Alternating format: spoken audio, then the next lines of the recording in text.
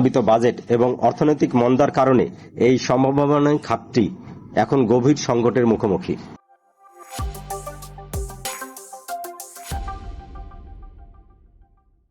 আবাসন খাতে অতিরিক্ত কর কমানো না হলে এই খাতের সঙ্গে জড়িত প্রায় অর্ধলক্ষ মানুষ কর্মসংস্থান হারাতে পারেন বলে শঙ্কা প্রকাশ করেছেন Rajshahi real estate and developers association রেডা।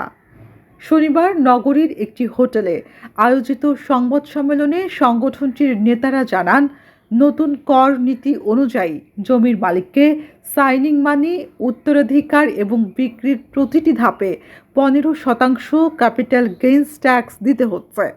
এতে নতুন আবাসন প্রকল্প বাস্তবায়ন বাধাগ্রস্ত হচ্ছে।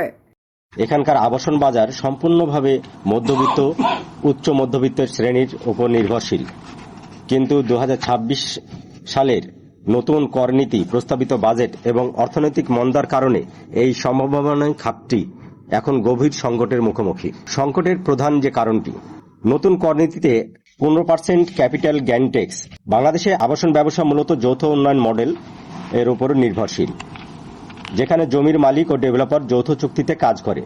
নতুন নিয়মে জমির মালিক ডেভেলপারের কাছ থেকে যে ফ্ল্যাট বা আর্থিক সুবিধা পাবেন তার উপর 15% ক্যাপিটাল গেইন ট্যাক্স আরোপ করা হয়েছে।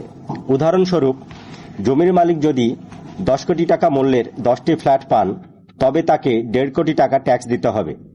সাইনিং মানি, উত্তরাধিকার সূত্রে প্রাপ্তি এবং পরবর্তীতে বিক্রির প্রতিটি ধাপেই 15% ট্যাক্স প্রযোজ্য হবে।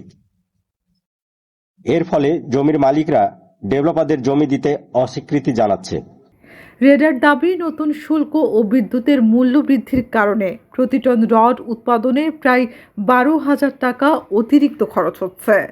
ফলে প্রতি বর্গফুট নির্মাণ ব্যয় বেড়েছে প্রায় 1.5 থেকে 2,000 টাকা। এছাড়া 14 থেকে 16% ব্যাংক ঋণের সুদও আবাসন খাতকে সংকটে ফেলেছে।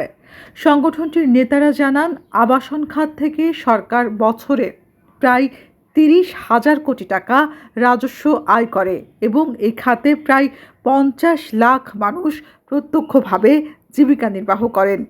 তাই শিল্প ও কর্মসংস্থান রক্ষায় অতিরিক্ত কর ও ভ্যাট কমিয়ে সহনীয় পর্যায়ে আনার দাবি জানিয়েছেন তারা। সংবাদ সম্মেলনে উপস্থিত ছিলেন রেডার সভাপতি তৌফিকুর রহমান লাভলু, সাধারণ সম্পাদক মিজানুর রহমান কাজী, সিনিয়র সহ সভাপতি অ্যাডভোকেট এরশাদ আলী ইসা সহ সংগঠনের অন্যান্য নেতৃবৃন্দ। তামান্না ইমাম, রাজশাহী প্রেস, রাজশাহী।